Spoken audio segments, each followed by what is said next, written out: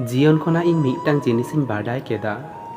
Main लेखाय किम जतो हर rain आपन दो बाम हुई दाड़िया इका जुदी बाम एम दाड़िया तबे दुलड़ नाम चेदा घाने घाने झगड़ा पर इनिन गुनानोआ नोआ के पासे मुचेद कथा आर बन रोड़ा उनी साथे मेनकान ठीक मिद घड़ी परगिन बुझेव नामा इन उनी बेगर मिद घड़ी हों बन ताहे दाड़िया लोभी आर अहंकार एमन जिनिस काना ओका हड़ा बुद्धि ज्ञान आर सतता सानाम गी बड़ी चाबाया बार दिन रेना न्यापाम नेपेल रपड़ अडी उसरा आपन भाबी दो अडी मारांग भूल काना दुलड़ लेखाय गी दुलड़ेम न्यामा नोआ गुनानो तो भूल गया कारण दुनिया दो नेतो स्वार्थपर गया हर खाली हाथ गी को बाडाया एमो दो बांग मिट्टांग हर जखने एकलाआ उन समय उनिया सानाम रस्क आद चाबाआ मिट्टांग सुख हर सब समय बाय लांदा अचो दाड़ेवाया मेनखान मिट्टांग दुख हर सारा जीवने रा उचो दाड़ेवाया मने तो जतो हर लगित बाय रागा आर अकोय लगित ए राग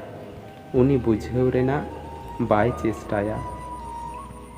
दुलड़ आर बंधुत्व सठिक हर साथे हुई लेन खान जीवन बदलो तामा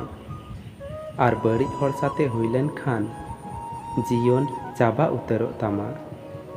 प्रिय हर तो उनी कानाय अकोय आमा सम्मान बाय कटिज तामा बरंग जतो हर ठेन खन गाती उमुल लेकाय सुतुक कामा जतो हर को नेले냐 इन मौज गी मिना냐 रस्का गी मिना냐 मेनखान अकोय हों बाको बाडाया कोड़ाम भितर रे तिनाग गान कष्ट दोहो काते मिना냐 इन हिड़िñ दो चेद हो बांग काना प्रयोजन चाबा लेन खान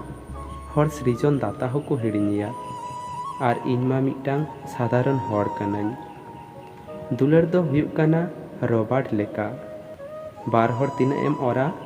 उना बाढ़ावा आर मिद हरेम आड़ा लेखाय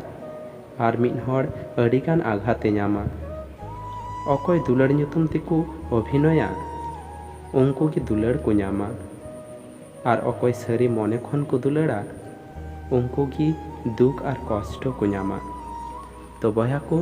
भिडियो मज पे बुझल खाय मिट्टांग लाइक तबुन पे आर कमेंट तो आलु पे हिड़िñा आर नोवा चैनल रे पे नावा खाय नोवा चैनल सब्सक्राइब तबुन पे।